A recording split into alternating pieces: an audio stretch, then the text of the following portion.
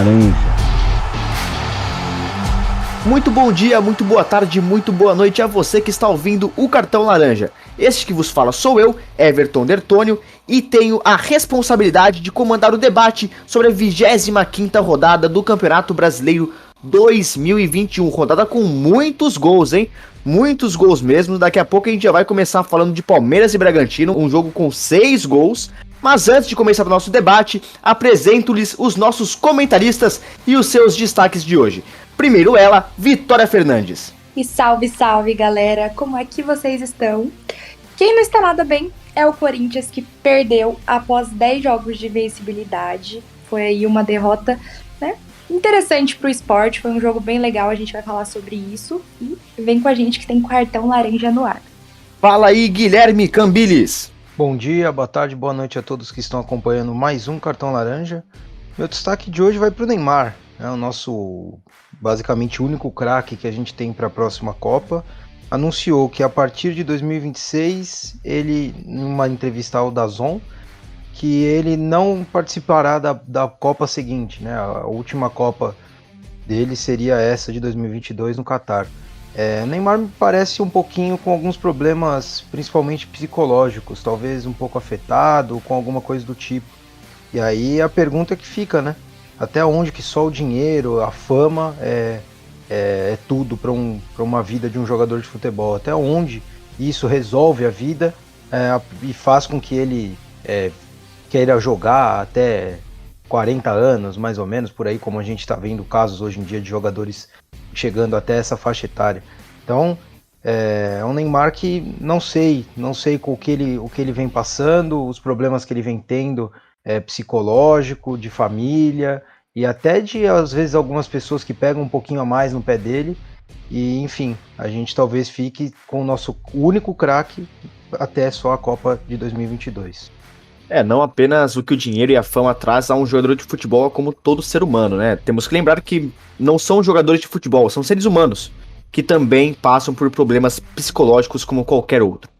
Nós vamos começar o nosso debate com muita alegria, muita harmonia e, como eu disse, muitos gols. Palmeiras e Bragantino, lá no Allianz Parque, o Verdão saiu derrotado por 4-2. Os gols do Bragantino foram marcados por Ítalo, Coelho e Arthur 2 vezes. Os gols palmeirenses foram por parte de Dudu e Rafael Veiga de pênalti. Guilherme, a gente sempre fala da qualidade do time do Bragantino. Falamos muito disso naquele empate contra o Corinthians de 2-2, né? O time do Bragantino é um time que vem crescendo muito, está numa final de Sul-Americana e tem um estilo de jogo muito propositivo, sempre buscando o gol. Quando houve aquele empate entre Corinthians e Bragantino, a gente falou que nem poderíamos considerar um tropeço do Corinthians, visto tudo isso que já falei agora, né? Contra o Palmeiras, essa derrota para o time do Bragantino em casa, a gente pode também não considerar um tropeço ou existem agravantes contra o Verdão nesse caso? Por exemplo, jogar em casa, ter um elenco com uma qualidade maior, inclusive estar também numa final de Libertadores. Esses agravantes têm de ser considerados nesse jogo? Com certeza, acho que uma derrota para o Bragantino em casa é muito pior do que um empate que o Corinthians conseguiu fora de casa. Também pelas circunstâncias, porque o Corinthians empatou aquele jogo quando já estava perdido, e porque o Palmeiras somou 3 gols no primeiro tempo, né? O Palmeiras praticamente dá a vitória ao Bragantino com 3 gols no primeiro tempo, e literalmente dá porque foram 3 gols com falhas individuais, né? Não foi assim, se a gente olhar o placar, parece que o Bragantino passou o carro e o Palmeiras não jogou bem. Mas se a gente vê o jogo, o Palmeiras não jogou mal, não. Foi um time que conseguiu propor melhor o jogo, conseguiu criar oportunidades, além dos gols, teve 3 bolas na trave, teve uma chance do Luan numa bola parada embaixo do gol, que ele também não conseguiu fazer, né, arrematar para dentro das redes. Então não foi um jogo ruim do Palmeiras em questão de futebol, em questão de coletiva. O problema foi as individualidades, né? Teve um gol que o Kusevich entrega a bola, o terceiro gol, inclusive, do Bragantino, que o Kusevich entrega a bola nos pés do jogador do Bragantino. E aí também tem a qualidade do time adversário, que soube, quando teve as oportunidades, soube matar o jogo. O Bragantino tem o Arthur que era da base do Palmeiras e que vem jogando muita bola, é um belíssimo jogador, fez um golaço contra o Flamengo na semana passada e fez um golaço de novo contra o Palmeiras nessa semana. Então, Dois golaços, hein? 2 golaços contra o Palmeiras. Não se pode vacilar da forma que o Palmeiras vacilou e entregar tanta oportunidade quando você tem uma boa equipe do outro lado. Então é evidente que é um tropeço gigantesco do Palmeiras, é uma péssima campanha de segundo turno. O Palmeiras é o último colocado no segundo turno do campeonato. Isso não pode, né? É algo que o Palmeiras precisa melhorar, necessita para chegar pelo menos bem na final da Copa do Libertadores. Ainda falando da qualidade do time do Bragantino, levanto alguns números começando pelo Palmeiras. Vou chegar no Bragantino. O Palmeiras continua sem vencer contra times do G6 nesse Campeonato Brasileiro. Já o Bragantino, contra os finalistas da Libertadores, de 12 pontos possíveis, o Bragantino somou 10. Inclusive venceu os 2 finalistas em suas respectivas casas. São números que impressionam, né, Vitória? Tanto para o bem, tanto para o mal. Queria que você comentasse sobre essas 2 estatísticas que tanto impressionam para ambos os times. O Bragantino, no nosso Campeonato Brasileiro, vem sendo uma doce surpresa, porque é um time que vem encantando. Era um time que no começo da competição a gente não dava tanto, né? Talvez fosse ali brigar para não cair, ficar ali na parte de baixo da tabela. E tá ali brigando com os grandes, né? Por uma vaga na Libertadores, finalista da Sul-Americana. Então eu acredito que o Bragantino, sendo, né, essa equipe, né, que bate de frente assim com os times grandes, é uma surpresa e é muito bom de analisar, assim, de ver os jogos, que é sempre, né, um jogo assim a ser surpreendido. Tem sempre, até que não tem assim estrelas, grandes jogadores, mas que eles chamam as responsabilidades quando é necessário. Então eu acredito que o Bragantino tem sido assim uma surpresa muito agradável para nós aqui. Tem um coletivo muito forte o time do Bragantino, né? E é importante também ressaltar que o Palmeiras não tem obtido bons resultados contra os times ali do G6, porque eles, talvez ali eles vejam assim, vamos entrar para surpreender o Palmeiras. E o Palmeiras já não está mais com essa moral toda. O Palmeiras então, tem se apresentado bem apático contra os times ali do Brasileirão mesmo, no geral, não só assim, os times do G6. Então eu acredito que falta um pouco mais de personalidade para a equipe também, que tem se perdido, né? Tem, como a entrevista do Rafael Veiga no final do jogo, ele disse que as coisas não estão acontecendo. Então eu também acredito e concordo com isso, as coisas não estão acontecendo, não, mas é preciso buscar e melhorar. Essas coisas precisam acontecer e não precisa contar com o acaso. O Palmeiras tem time, tem elenco para voltar a ser o Palmeiras que era até no começo do campeonato, ali vice-líder, né, o 3º colocado, né? Então tem time para brigar ainda assim. Você levantou um bom ponto quando falou da falta de personalidade do time do Palmeiras. Foram 90 minutos apoiando o time e ali no fim, segundo Abel Ferreira, teve os protestos, né, os gritos da torcida contra a equipe alviverde. Inclusive, segundo Abel Ferreira, foram até merecidos. A questão é que esses protestos transpassaram o interior do Allianz Parque e foram parar nas paredes da bilheteria do estádio, o que é muito feito pela torcida do Palmeiras já há muitos anos. Guilherme, eu quero saber a sua opinião quanto a esse protesto. Ele é cabível, ele é justificável? E quero até te relembrar que no episódio passado você falou dos vizinhos do Abel Ferreira. Os torcedores parecem concordar com esse vizinho, viu, Guilherme? Usando as suas 2 palavras que você usou, cabível e justificável. Eu acho que é cabível, mas não é justificável. Cabível por ser um péssimo segundo turno do Palmeiras até aqui, né? Como eu disse no meu primeiro comentário, o Palmeiras é o último colocado do retorno, por mais que nesse último jogo, inclusive só rapidinho, tá indo um pouco desse assunto, o Palmeiras com bastante desfalque também, só não vamos esquecer disso, sem os jogadores que foram à seleção, né? A gente também tem que avisar o Renato Gaúcho que outras equipes tiveram seus jogadores na seleção, porque o Renato na coletiva dele no jogo do meio de semana mentiu, ele disse que só o Flamengo teve jogadores na seleção, e isso é uma mentira. O Palmeiras e o Atlético e o Internacional também têm jogadores fora em suas respectivas seleções, então os desfalques também são para esses clubes.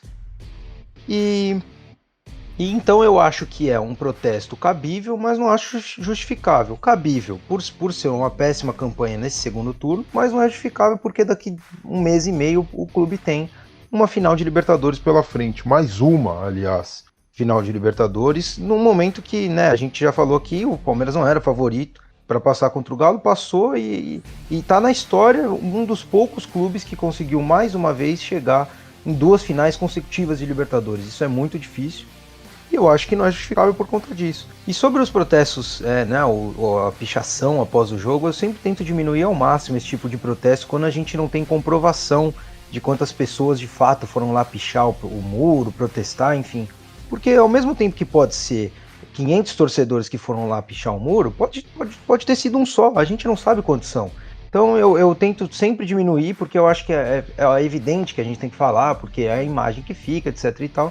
Mas eu fico muito mais com o protesto que foi dentro do campo, né, da torcida, os protestos após o apito final do juiz, do que as pichações. Acho que as pichações representam muito pouco, representam poucas pessoas muitas vezes, e às vezes, sabe, deveriam ser menos representativos do que são. Mas não deixa de ser um ato de protesto visual, né, que marca muito a imagem da opinião, entre aspas, da torcida palmeirense.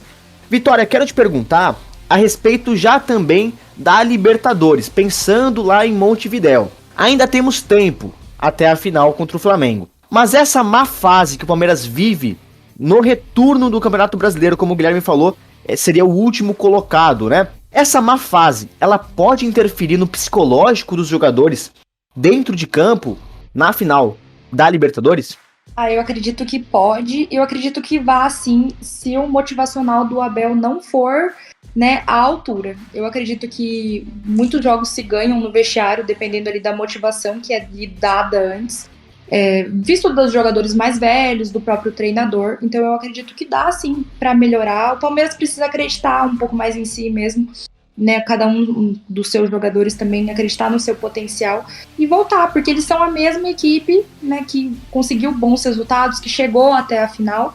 Então tem tudo para ser campeã, né? Tem que acreditar que tem tudo para ser campeã, que tem tudo para ter um bom resultado. E é assim que se ganha jogos. Eu acredito que a motivação aí pode mudar um pouco o clima que se encontra o time do Palmeiras. Esse elenco mesmo já mostrou conseguir disseminar muito bem jogos de Copa e jogos de Campeonato Brasileiro. Palmeiras não estava bem quando enfrentou o São Paulo, não estava bem no Brasileiro assim. Não estava bem também quando enfrentou o Galo na Libertadores. Então, acho que se esse roteiro continuar até lá, acho que o Abel e o elenco conseguem sim disseminar muito bem a diferença que tem o Brasileiro e a Libertadores. É evidente que o Palmeiras precisa melhorar no Brasileiro, não é que tem que largar o Brasileiro agora, né? Até porque vale uma vaga na Libertadores para o ano que vem. Se o Palmeiras não vencer a final da Libertadores sobre o Flamengo e ficar fora do... É que agora é G8, né? Muita gente que vai na Libertadores. Mas, enfim, pode ser que o Palmeiras, por exemplo, pegue uma pré-Libertadores, caso não consiga vencer a final da Libertadores e continue dessa forma que está no Brasileiro. Então, precisa melhorar no Brasileiro, mas eu acho que em questão de motivação tem muito tempo até lá e o elenco sabe muito bem disseminar isso. O elenco e o Abel Ferreira. Tá certo, então. Agora, já que a gente falou de um jogo com vários gols, vamos agora para um jogo com apenas um gol que foi marcado no finalzinho por Wagner Leonardo. 1-0 para o Peixe contra o Grêmio lá na Vila Belmiro, vitória importante para o time de Fábio Carille, inclusive que tem a sua primeira vitória no comando técnico do Santos. Vitória importantíssima, como eu acabei de falar, porque distancia ainda que pouco o time da zona de rebaixamento. São apenas 2 pontos que separam o Santos da zona da degola.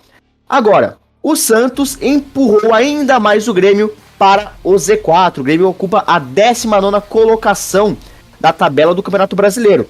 E essa derrota para o time santista derrubou o técnico Felipão do comando do Grêmio. Felipão somava 15 jogos, 6 vitórias, 3 empates e 6 derrotas. São números de um time de meio de tabela, né, Guilherme? Não foi uma porcentagem tão negativa ali que ele teve com os números do Grêmio. A questão é, o time gaúcho está 24 jogos já na zona de rebaixamento. É metade de um campeonato, mais do que a metade de um campeonato inteiro na zona de rebaixamento. E a gente sabe que quando um time grande adentra essa área, é difícil de sair. Só que eu te pergunto, na coletiva de imprensa, logo após a derrota para o Santos, o Felipão falou que o trabalho estava sendo bem feito, mas que precisava de tempo para ter bons resultados. O Grêmio tem esse tempo? Aliás, o Grêmio tinha esse tempo, Guilherme? O Felipão sabe que de fato ele não tinha esse tempo, né? Tempo no futebol brasileiro é loteria. Infelizmente, o Felipão sabe muito bem que esse tempo não existia. Agora, até posso concordar com ele que o trabalho não bem feito, talvez seja muito também. Mas não estava sendo um trabalho tão ruim em questão de números. O problema é que o Felipão pega o Grêmio na 10ª rodada do campeonato, ou seja, já eram 10 rodadas de um Grêmio na zona de rebaixamento, com 2 pontos. O Grêmio tinha 2 pontos quando o Luiz Felipe Scolari pegou o comando técnico. Era muito pouco. Então, quando ocorre esse tipo de coisa, não é de uma rodada para outra que você vai sair da zona de rebaixamento. É um processo. É isso que as pessoas têm que entender. Agora, tem um contraponto também que o Grêmio perdeu 3 jogos. Perdeu pontos em 3 jogos cruciais contra times que disputam a mesma parte da tabela, né, com ele. Foi contra o Cuiabá, empatou o jogo, contra o Sport, que perdeu dentro da sua arena, e agora contra o Santos, que perdeu no finalzinho do jogo. Então tem esse problema. Agora, em questão de números, não era um trabalho ruim do Felipão. O problema é que o Grêmio precisava mais do que isso, né? Esse que é o problema. O Grêmio começa a fazer todas as prescrições que um clube precisa para cair, né? A gente vê quantos exemplos de clubes que caem, antes de cair demite um técnico, depois demite outro. Aliás, essa regra que só podia um técnico por campeonato é uma balela danada, né? Isso aí era totalmente para inglês ver, porque se entrar em acordo com o técnico, o Grêmio continua, né? O Grêmio, enfim, qualquer clube continua podendo contratar outro técnico. Então o Grêmio pode ir atrás de outro técnico, já tendo 2 comandantes nesse Campeonato Brasileiro, que foi o Thiago Nunes e agora o Felipão. Então o Grêmio começa a criar conseguir passar por todos esses objetivos de clube que cai. Demite técnico, brigas o tempo todo. A gente já salientou aqui naquele episódio do jogo contra o Corinthians, que o Diego Souza tirou o cartão da mão do juiz, o Maicon foi para cima do juiz, agora teve o Rafinha contra o Santos, que foi para cima do Gandula da Vila Belmiro. Então assim, o Grêmio começa... Simplesmente patético. Exatamente. E o Breno chorando no fim do jogo começa a criar todo um clima de um time grande que cai para a Série B. Gol no final do jogo, como tomou também contra o Santos, um gol com história para lá e para cá, com chute do Marinho. Então, enfim, o Grêmio vai conseguindo a cada rodada se colocar mais dentro da zona de abaixamento e conseguir as características que um time precisa para estar lá dentro. Você levantou a bola e eu vou chutar direto para a vitória. O Grêmio nessa situação, com um novo técnico ainda por vir, ainda não temos nenhum nome confirmado, entra naquele negócio de ou vai ou racha. Ou fica na Série A do Brasileiro ou cai para a Série B. Não tem mais nenhuma perspectiva a mais para o time do Grêmio. Ou fica ou cai, ou vai ou racha. Com a vinda de um novo treinador, Vitória, vem também a adaptação dos jogadores com o técnico, adaptação do próprio técnico aos jogadores e ao clube. Vem muita carga com o novo treinador. Como a gente pode avaliar esse novo cenário, novo entre aspas, porque o Grêmio já vem, como eu disse, há 24 jogos nessa zona de rebaixamento, mas a situação agora se agrava. Um novo técnico, faltando tão pouco para o fim do campeonato. É positivo? É negativo? O que dá pra tirar disso daí? Eu acredito que ter demitido o Felipão foi um erro, visto que falta pouco para terminar o campeonato, e ele vinha vindo muito bem desde o momento que assumiu a equipe, né? É fato que a equipe não saiu da zona de rebaixamento, mas vinha vindo muito bem e tinha, né, até como melhorar. Mas agora, então, vindo um novo técnico, tem aquele momento de busca, quem buscar, quem chamar, com quem, né, que queira assumir também o desafio, né, não é só, né, de encontrar um nome, tem que o técnico estar disposto e acreditar também na equipe, porque não adianta assumir um nome que seja já para cair para a segunda divisão. E aí também tem o tempo, né, de adaptação, todos os jogadores com o treinador novo, com tudo aí, né, que é uma filosofia nova também, né. O Felipão sai de um ponto, né, para a chegada de um outro, e aí muito pouco tempo. Então eu acredito que aí seja um erro da diretoria do Grêmio, e realmente eu acho que tem tudo aí de uma equipe grande que vai cair para a Série B mais uma vez. É um bom ponto essa questão de mudança de filosofia. Quer comentar algo, Guilherme? Sim, quero sim. Assim, eu não acho que a demissão do Felipão tenha sido absurda, que não poderia ter sido demitido. Eu entendo pelo fato de o Grêmio não estar evoluindo o seu jogo e também pelos últimos jogos, como eu falei no último comentário, mas eu também não o demitiria. Por isso, eu sempre tento pensar assim, tá, vai demitir o técnico e vai trazer quem? Quem chegará em tão pouco tempo e vai conseguir fazer o suficiente para o Grêmio sair dessa zona que tá? Eu não consigo ver alguém que chegue com tanta, assim, estofo para conseguir aguentar e melhorar esse Grêmio para conseguir tirar da zona de rebaixamento. Então, por isso, eu também não demitiria o Felipão, apesar de entender o sentido de ele ter sido mandado embora pelo clube.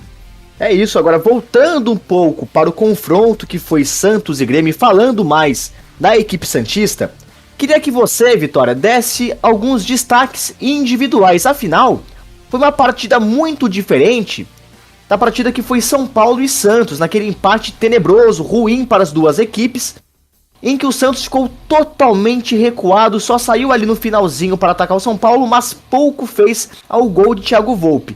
Já contra o Santos não, o time se impôs, já com torcida, é verdade, que ajudou bastante, né? Mas teve muitas finalizações, teve poucas chances criadas pelo Grêmio, ou seja, a defesa do Santos teve melhora também significativa entre um jogo e outro.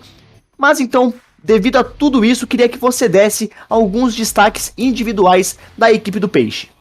Meus destaques serão dois. Quero primeiro destacar o Fábio Carille, porque eu acredito que aí sim a equipe já está tomando ali a forma que o Carille gosta de trabalhar. Eu vi ali, né, a equipe bem fechada, nos momentos que estava com a bola no pé, tinha a qualidade ali de atacar e saber se defender ao mesmo tempo, né? No tempo que perdia a bola, a equipe sabia voltar para marcar, que é uma característica aí fixa do Fábio Carille. E o meu outro destaque vai ser o Camacho, que vem sido um jogador muito importante para a equipe do Santos, e eu tenho aqui uns dados que ele, entre todos os jogadores da equipe do Santos, ele é o primeiro em passes certos, foram 1.164 passes acertados, ele é o segundo em lançamentos certos, é o primeiro em acerto dos lançamentos, né, quando na área, é o terceiro em assistências para finalização e o primeiro em desarmes. Então, eu acredito que a chegada dele e ali, adaptação, tudo, e ele muito feliz também aí no ambiente do Santos, não estava mais feliz no Corinthians, não estava sendo muito utilizado, então ali foi, acho que uma relação de troca, o Santos precisando de um jogador e o Camacho precisando aí de um clube que acreditasse no futebol dele, então eu acredito que esses dois destaques para mim foram assim, os nomes do jogo.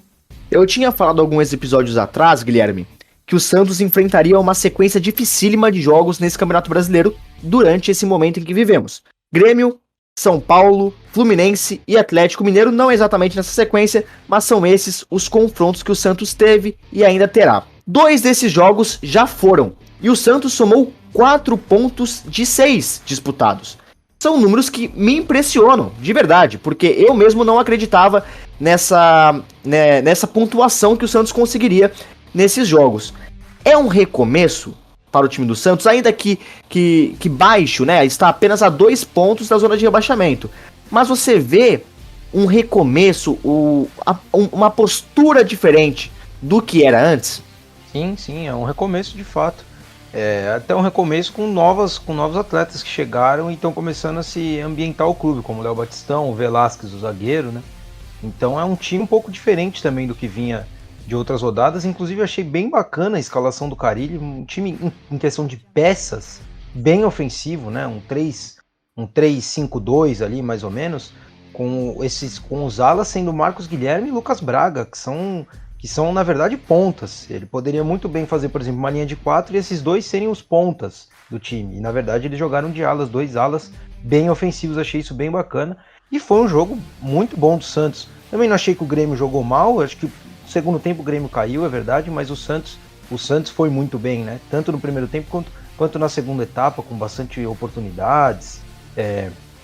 Com o Marinho e Carlos Santos jogando super bem, achei uma ótima partida dos dois. O Marinho participando muito do jogo, né? Acho que essa característica dele é assim, falta em qualquer equipe, jogador que tá o tempo todo pegando na bola e agredindo a defesa adversária. Eu acho isso muito bom no Marinho. Então, de fato, também me surpreende 4 pontos nesses 2 jogos, conseguiu um bom empate com o São Paulo, Então, enfim, é um Santos que vem crescendo sim, e acho que daqui a algumas rodadas a gente vai estar falando de um Santos buscando talvez alguma coisa mais pro meio da tabela, ao invés de estar brigando para não cair. Todos esperamos que sim. Olha, acabei de lembrar que talvez eu não tenha falado contra quem o Palmeiras irá jogar nessas próximas partidas.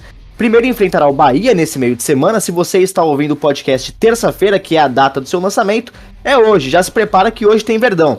Mas, como não iremos cobrir essa rodada, também já adianto que o Palmeiras enfrentará o Internacional lá no Allianz Parque na rodada seguinte, lá no final de semana, e aí sim iremos cobrir. Já o Santos tem pela frente o Atlético Mineiro nesse meio de semana e o Sport será o seu próximo adversário no jogo em que iremos cobrir no episódio que vem. Mudando de assunto para um jogo que teve o mesmo placar que Santos e Grêmio, vamos para o Recife falar de Sport e Corinthians. O alvinegro da capital paulista saiu derrotado pelo placar de 1-0 com gol de Paulinho Mocelin para o time do Leão. É a terceira vitória consecutiva do time do Sport, hein? Um bom recomeço também, por que não, né? Agora, já passo a bola para a vitória. O Corinthians poderia dormir na terceira colocação, caso tivesse ganhado do Sport nessa rodada, já que Palmeiras e Fortaleza perderam os seus jogos. Foi um jogo muito ruim do time do Corinthians, lembrando muito alguns meses atrás, quando o time era apático, quando o time não tinha saída de bola boa, quando o time não tinha lançamento, muito menos velocidade. A que você dá esse mau funcionamento do futebol contra o Sport? É devido à entrada do Jô como titular, é devido à saída do William, que tirou muito da velocidade do time do Corinthians, é devido a decisões do comando técnico de Silvinho ou dos próprios jogadores em campo, das decisões tomadas por ele. A que você atribui o mau resultado do time do Corinthians contra o Sport? Primeiro, eu acredito que foi um jogo que nada funcionou, nada do que foi, né, planejado para a partida. Segundo, eu acredito que a entrada do Jô, mas aí eu também distribuo com a saída do William, porque eu acredito que se o William tivesse jogado, talvez ali com o Jô não ia fazer tanta diferença, mas eu acredito que com a saída do William e o Jô ali, o time ficou realmente bem mais lento, e foi aí que não conseguiu criar nada, porque quando eu digo que nada funcionou, digo que Renato Augusto não funcionou tão bem, Roger Guedes também não. Juliano eu acho que foi o mais regular aí da partida, tendo aí alguns pontos, né, importantes ali do meio de campo do Corinthians, mas eu acredito que foi só isso. De resto, eu acho que é mérito do Sport. O Sport estava ali, né, na sua torcida e com a vontade de ganhar, né, teve um gol anulado e aí depois teve o gol que deu a vitória, então eu acredito que foi esses os motivos. Sem dúvida alguma, o Sport mereceu demais a vitória que teve sobre o Corinthians. Agora, na minha visão, o principal fator que fez com que o Corinthians desenvolvesse um mau futebol nesse jogo em particular foi o Silvinho mais uma vez. Para mim foi mais uma vez uma partida com um comando técnico patético de Silvinho. A colocação de Jô como titular foi um erro brutal, sendo que ele tem Adson e Mosquito à disposição no banco de reservas, inclusive que tardaram a entrar no jogo. Quando ele percebeu que o jogo não funcionaria naquele tipo de jogo que o Sport estava colocando, que foi logo nos primeiros momentos do jogo, ele poderia já ter feito uma troca, mas é aquele negócio. Treinador só troca o seu plantel durante o jogo nos 15 do segundo tempo. É uma coisa também que deveria mudar, não só no futebol brasileiro, como no futebol como um todo. Sempre foi assim, mas também penso que sempre temos espaço para mudanças. Agora, Guilherme, quero fazer uma pergunta a você, também relativa ao Silvinho, por que não? O Corinthians, mesmo com aquela invencibilidade de 10 jogos, 5 empates e 5 derrotas, nas últimas 7 partidas, o Corinthians tomou gol em todas. Todas as partidas, a defesa do Corinthians foi vazada. E por que tem essa ligação com o Silvinho?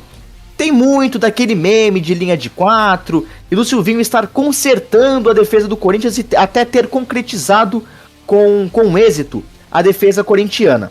É isso mesmo ou ainda é um setor a ser trabalhado, a ser consertado? Como você enxerga a parte defensiva do time do Corinthians?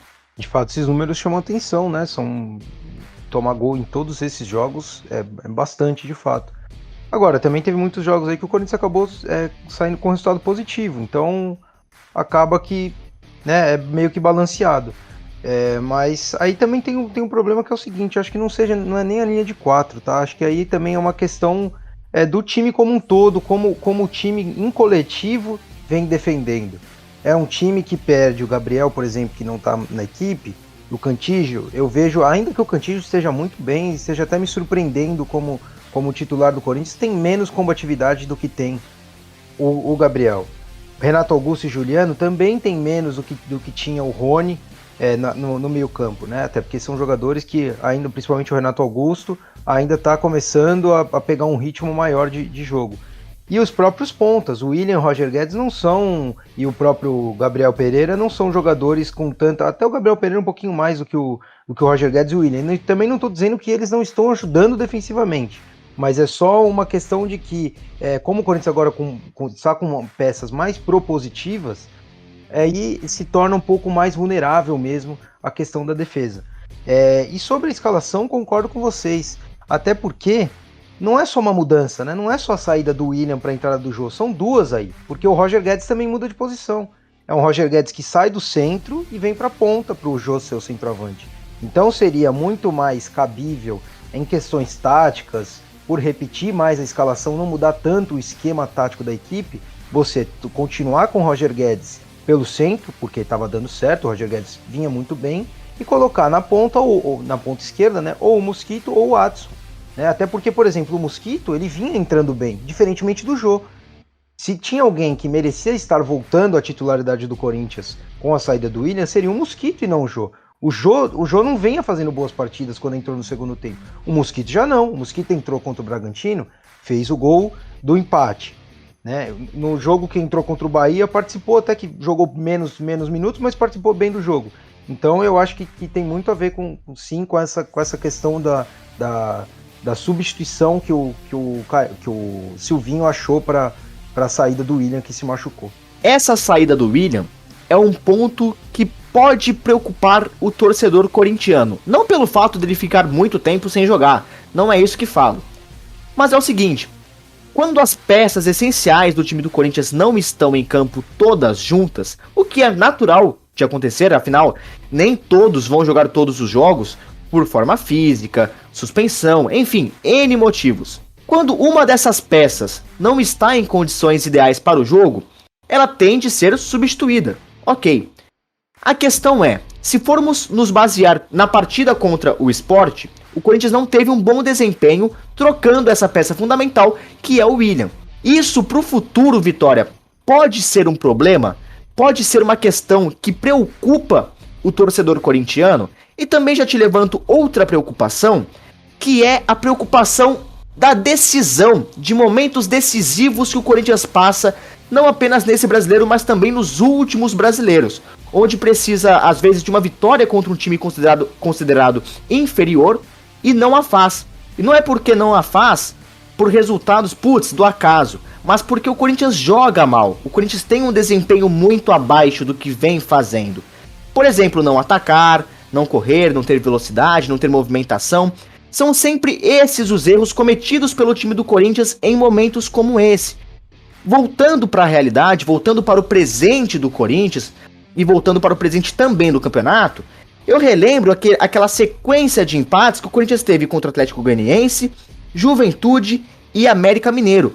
Ali, o Corinthians poderia emplacar de vez a sua vinda ao G4 do Brasileiro, assim como na derrota contra o Sport. Queria que você comentasse essas duas preocupações que o torcedor corintiano pode ter. Primeiramente, eu acho que nenhuma equipe do futebol deve ser refém de um jogador só. Então a equipe tem que saber jogar com as peças que estão ali a seu dispor. Não pode, depender de um resultado por causa de um único jogador. Era o que a gente falava da Mosquito dependência anteriormente, mas agora se torna aí a dependência do quarteto mágico. Quando não temos o quarteto mágico em campo, o Corinthians não joga bem, na ausência de um só jogador, já afeta, ainda é um trio mágico, não precisa ser um quarteto. Então a equipe tem que saber ali que não depende de um jogador só, pode sim jogar com 3, jogar com apenas 2, assim como começou quando o Juliano só entrou e aí o Corinthians já começou a ter ali uma melhora, Aí veio o Renato Augusto, o Roger Guedes, por último o William. Então eu acredito que não tendo essa dependência, o Corinthians pode sim, não precisa preocupar o seu torcedor quanto a depender de jogadores. E quanto a resultados contra times de menor expressão e resultados quando se precisa de resultados.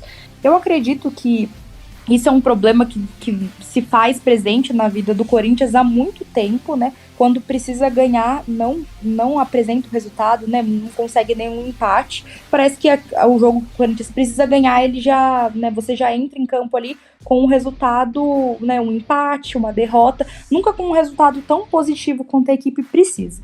Isso eu acredito que pode ser resolvido até mesmo no vestiário, ou questão assim de jogador, unicamente assim em cada jogador, porque eu acredito que isso pesa bastante, talvez um pouco de ansiedade ali, você vê, né, se eu ganhar esse jogo, a gente já tá, a 3 pontos na frente de tal time, ou a gente tá somando não sei quantos pontos de distância de outro, a gente tá no G4, a gente tá chegando à liderança.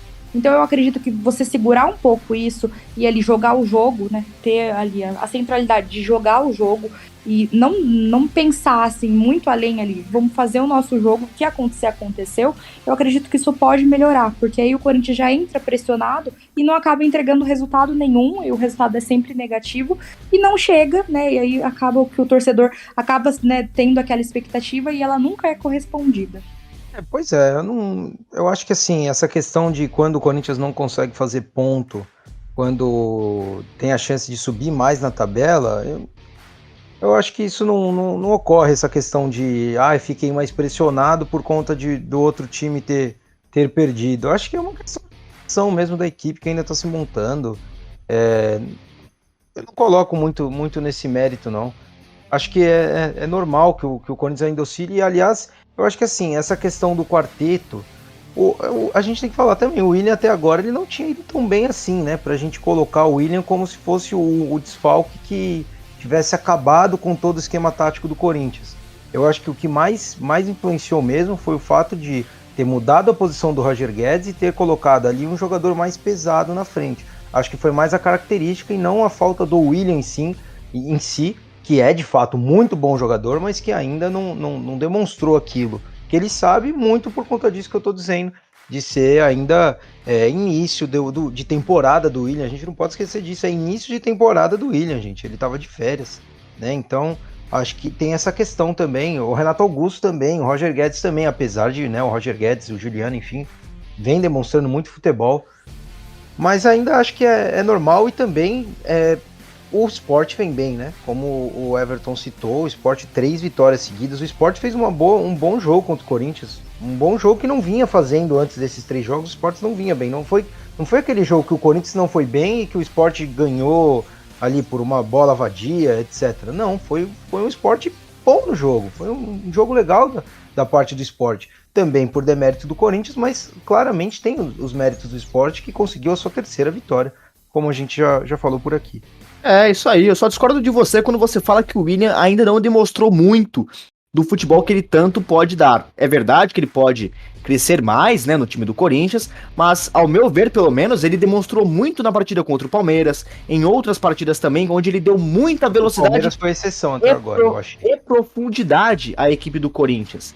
Contra o time do Bahia, eu já achei ele um pouco mais recuado do que naturalmente contra Palmeiras e esses outros jogos. Achei a movimentação dele um pouco limitada, até pelo jeito que o Corinthians se portou, o jeito técnico, o jeito tático. Mas aí a gente entra em outra questão. Os adversários do Corinthians a partir de então serão Fluminense nessa rodada de meio de semana, jogo na Neoquímica Arena, e o majestoso clássico contra o São Paulo, segunda-feira, no Morumbi. Já aviso para vocês que nosso episódio, assim como este da próxima semana, também será lançado na terça-feira. Afinal, nós iremos cobrir este clássico e traremos todas as informações e as nossas opiniões quanto a São Paulo e Corinthians. E falando em São Paulo, vamos para Cuiabá em São Paulo, empate em 0-0, mais um empate zerado dessas duas equipes, que são as equipes que mais empatam no Campeonato Brasileiro 2021. Aproveito para lhes dizer também que Guilherme Cambiles não participará da análise desse jogo, afinal ele teve um compromisso ali e precisou nos deixar por esse episódio. Então agradeço aí a participação do Guilherme e até semana que vem. Portanto, ficaremos apenas eu e Vitória Fernandes. Vitória, que jogo fraco, hein? Eu sinto que perdemos 90 minutos de nossas vidas mais uma vez acompanhando o jogo do São Paulo, o jogo pífio da equipe do São Paulo. Eu quero lembrar o jogo do Santos, já falei isso quando o tópico foi o Santos e Grêmio, mas relembro agora quando o assunto é São Paulo. O empate que foi ruim para os dois. Contra o Cuiabá também foi um confronto direto, onde o empate também não servia para ambos. Como você analisou essa partida? Quem jogou melhor? Quem merecia mais a vitória? Como é que foi esse confronto entre Cuiabá e São Paulo? Olha, apesar do 0-0, a gente vê assim 0-0, pensa que foi assim um jogo, né, sem oportunidades. Teve bastante oportunidades do Cuiabá. O São Paulo eu achei que chegou muito pouco ao gol do Walter, né? Não teve tantas oportunidades assim claras. Que eu vi foram 2, né? E não tão assim fortes. O Cuiabá eu vi ali, jogava em casa, né? Com torcida, né? Mas eu acredito que para um confronto direto ali, para quem quer escapar da zona da degola, foi um jogo muito fraco. E para ganhar no futebol precisa ter coragem. Para mim, a coragem foi mais do Cuiabá do que do São Paulo nessa noite. Ambos os times que não vencem há 5 jogos. O São Paulo vem com 5 empates consecutivos e o Cuiabá teve uma derrota ainda nesse meio desses 5 jogos. Mas se você for levar para o contexto que foi o jogo, o Cuiabá foi muito mais propositivo do que o time do São Paulo. E é um fato interessante, porque o São Paulo entrou com Rigoni, Caleri e Luciano como titulares, e não fazendo um trio de ataque. O Luciano um pouco mais recuado, tentando ali fazer um papel de segundo atacante mesclado com o armador. Não funcionou e digo por quê. O time do São Paulo jogou no esquema de chuveirinho dentro da área, né? Um lançamento para cabeceio. E não dá certo se você não tem um passe de qualidade que leve a bola do chão à cabeça do centroavante. O São Paulo não tinha isso. Tanto é que o melhor armador que o São Paulo tem é o Benítez, que estava no banco de reservas. Há muito tempo o Benítez não entra como titular. Tem uma sequência, né, de jogos para desenvolver o seu futebol, para pegar novamente seu ritmo. E com isso, com o São Paulo sem armador, ficou muito difícil de atacar a meta do Walter. Já o Cuiabá apostava em momentos de contra-ataque, mas também sabia construir quando tinha a bola retida no campo do São Paulo. E como? Fazendo a marcação, pressão na saída de bola. O São Paulo tem uma saída de bola muito ruim. Já falei diversas vezes aqui que acho que a saída de bola do Thiago Volpi é uma das piores do Brasil. Embora ele tenha feito uma ótima partida contra o Cuiabá atacou mais o São Paulo. A sua visão é parecida com a minha, Vitória? Eu queria que você dissesse o porquê o time do São Paulo não conseguiu engrenar nessa partida contra o Cuiabá. Concordo, e eu também acho ali, o Rigoni saiu, né, pareceu uma lesão muscular, alguma coisa do tipo. Eu teria entrado com o Benítez, mesmo que não tenha, né, uma sequência, e eu acho que ele poderia, né, somar pelo menos um pouco nesse esquema que ninguém entendeu. Mas eu acho que quem sabe poderia, né? E talvez também não tenha funcionado pelo Rigoni ter saído ali e não ter, né? A gente não viu o desenvolvimento, né, da partida. Mas eu acredito que o Thiago Volpi foi muito bem, né? Foi o nome da partida, porque o Cuiabá estava disposto ali a se jogar mais na frente, né? A atacar bastante. No segundo tempo, o Crespo ainda mexe no time. Ele tira o Caleri, coloca o Gabriel Neves, coloca o Rojas também, que embora tenha errado bastante, ele ajudou a dar um pouquinho de profundidade ao time do São Paulo. Teve uma qualidade um pouco melhor ali no lado direito. Só que aí eu te pergunto, o quanto o Crespo tem influência nessa má fase do São Paulo? É claro que ele tem uma responsabilidade enorme nesse mau funcionamento da equipe do São Paulo durante todo o Campeonato Brasileiro. Parece, você já falou muitas vezes isso aqui no Cartão Laranja, que o São Paulo esqueceu o seu futebol na taça do Campeonato Paulista. E é verdade, concordo 100%. O São Paulo até então, depois disso, não mostrou nenhuma vez um futebol exuberante, brilhante de se ver. Não que no Paulista tenha sido um baita futebol, mas foi um futebol que deu resultado. E o São Paulo precisava muito desse resultado, não comemorava um título há anos. E agora o São Paulo, quando a gente fez as expectativas do brasileiro, a gente imaginava o São Paulo no G4. O São Paulo como um dos principais candidatos ao título. E ver o São Paulo nessa situação, com o elenco que tem, com o futebol que a gente esperava que ele proporcionasse, é bem estranho, né? Bem ruim. E aí, esse é o ponto que eu te levanto. Onde o Crespo tem mão, onde a diretoria tem influência e a partir de onde chega a responsabilidade de quem está de fato dentro das 4 linhas. Eu acredito que primeiro começa nos jogadores, porque pra mim a equipe do São Paulo é apática. Eu já comentei várias vezes que eu não gosto de assistir jogo do São Paulo quando a equipe se porta assim. E na maioria dos jogos tem sido assim. Eles não sentem o peso da camisa do tricolor paulista, e isso é uma coisa que me incomoda muito.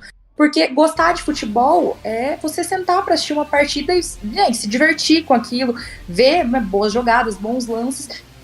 E acontecendo com o São Paulo, eles perdem uma bola, eles não fazem um esforço para recuperar, né, e afins. Depois, eu já acho que do Crespo, a culpa às vezes é por insistir em alguns jogadores, né, não fazer talvez um rodízio, né, não experimentar novos jogadores. Né, não digo que ele não faça isso nos treinamentos, mas em campo é o que a gente quer ver, né? Igual a gente fala, treino é treino, jogo é jogo. Então eu acho muito importante essa de ter um rodízio, né? De experimentar, igual ele gosta de experimentar novos esquemas, novos jogadores, assim, igual como ele fez nesse jogo contra o Cuiabá. Eu acho que ele pode aí fazer um rodízio maior de jogadores aí e ver no que dá. E aí, a partir daí, a culpa da diretoria, eu acho que nesta ordem. Porque, né, não tem um reforço, assim, que impacte, né? Teve o Caleri, mas eu acredito, né, e já até comentei em outras oportunidades, que o Caleri é muito memória afetiva do torcedor, talvez não faça planos do Crespo, né? Não faça parte. Exatamente. Não foi um jogador pedido pelo Crespo, né?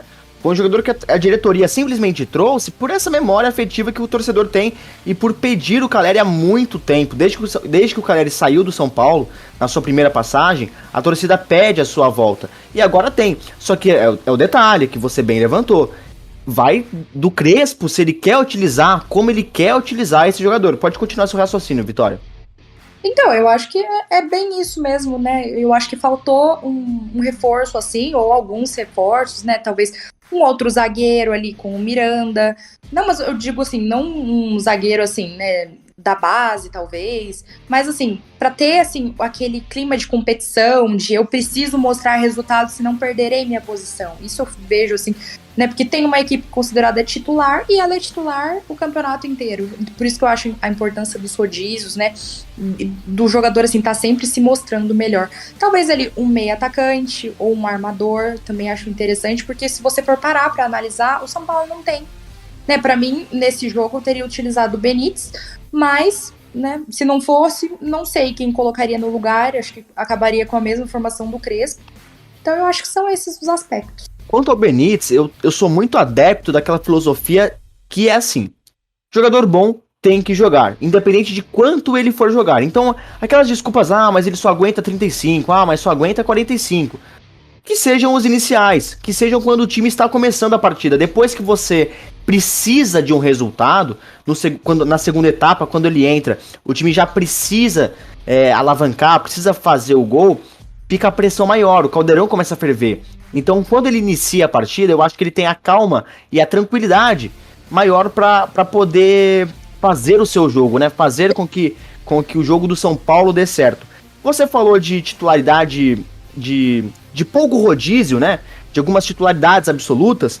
Ao meu ver, o que mais mudou ali, não que tenha mudado dentro de campo efetivamente, né? Nos resultados, mas uma mudança que me chamou a atenção foi a titularidade agora do Wellington como lateral esquerdo no lugar do Reinaldo. O Reinaldo, como vocês sabem aqui, querido ouvinte, nunca me agradou tanto, nunca fez muito o meu estilo de jogo. Acho sim que ele tem boas qualidades ofensivas, tem um chute muito bom, um cruzamento ruim, mas um ótimo batedor de pênalti. No quesito defesa, no setor defensivo, sim, ele deixa muito a desejar. O Wellington ainda não se firma muito bem, não sabe muito bem se a característica dele principal é ofensiva, se é defensiva. Há muita falha nos dois âmbitos do campo. Mas o São Paulo vai com isso, né? Tem poucas peças para repor também. Até onde o Crespo pode inventar no estilo de jogo do São Paulo, com essa formação mais diferenciada, onde ele pode mesclar jogadores com posições, né? Igual ele fez com o Luciano de armador. Até onde vai essa ousadia que o Hernan Crespo pode proporcionar ao time do São Paulo. Falando nisso, o São Paulo tem pela frente Ceará nesse meio de semana e, como eu falei no Corinthians, o São Paulo enfrentará o Timão em sua casa, com torcida.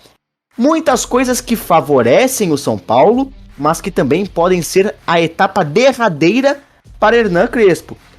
Você acha que caso o São Paulo tenha um clássico infeliz contra o Corinthians, pode ser a despedida de Hernan Crespo do comando do São Paulo? Eu acredito que pode, sim.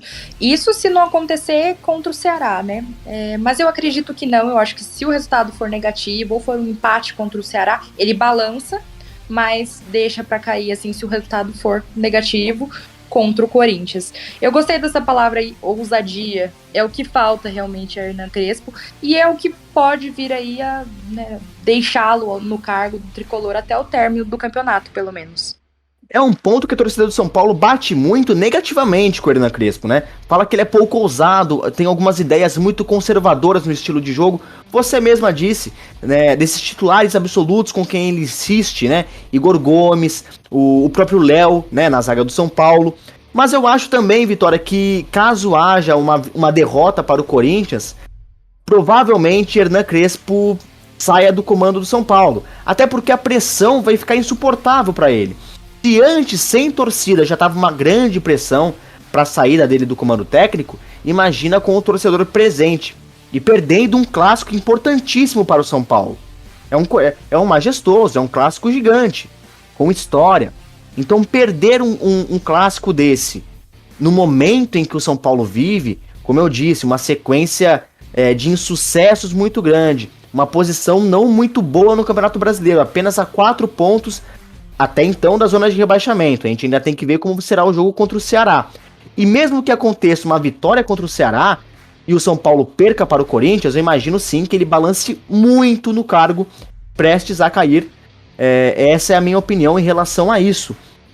Agora, talvez as coisas mudem de forma caso o São Paulo tenha sucesso contra o Corinthians. Assim como o Crespo pode balançar no cargo negativamente, eu acho que uma vitória contra o Corinthians jogando bem, ou não apenas não jogando bem, mas um resultado positivo, possa dar uma moral maior para o time do São Paulo. Eu acredito que resultado positivo pese muito mais, né, e seja muito mais importante do que jogar bem, porque o São Paulo jogar bem é uma coisa que não tem feito faz muitos jogos. Então eu acho que nessa teoria resultadista aí, o São Paulo flertando também com a zona de rebaixamento, eu acho que se ganhar 1-0, 2-1, assim, mesmo jogando feio, sem nenhuma perspectiva, né, de continuar assim apresentando, né, um futebol regular pelos próximos jogos, segura ainda Hernan Crespo no cargo, porque aí já entra uma outra questão: quem contratar para colocar no lugar? O interino, né, aguentaria até o fim do Brasileirão? Né, entram essas questões. Ótima questão, e vou deixar para o nosso ouvinte respondê-la lá no nosso canal do YouTube. Se você já está ouvindo pelo YouTube, pode só deixar seu comentário. Se você está pelo Spotify ou qualquer outra plataforma, corre lá no YouTube e responda essa pergunta muito boa de Vitória Fernandes. Vitória, com isso eu vou encerrar aqui o nosso debate sobre a 25ª rodada do Campeonato Brasileiro 2021. Como eu disse, uma rodada de muitos gols, mas terminando aqui com um jogo de 0-0. Agradeço a todos que ficaram conosco até então. Agradeço ao Gui, que vazou no meio da gravação. Mas é isso, forte abraço ao Guilherme. E a todos os ouvintes, a todos os apoiadores nossos, que sempre deixam seu comentário, sempre deixam o seu gostei. Pode deixar o não gostei também, caso você não tenha curtido o episódio. Mas comenta lá o porquê você não gostou e como a gente pode melhorar, como a gente pode fazer com que a sua graça entre nos nossos corações. Tá certo? Então, olha, como todo episódio, vou pedir para que vocês nos sigam nas redes sociais. Temos Instagram, Facebook, Twitter, estamos no YouTube, obviamente você já sabe disso se você está ouvindo por lá. Se não, corre lá, se inscreve e faça tudo isso que eu falei. Acho que falei demais, Vitória. Falei demais. Vou terminando o nosso episódio. Depois de ter dito tudo isso, só me basta dizer falou!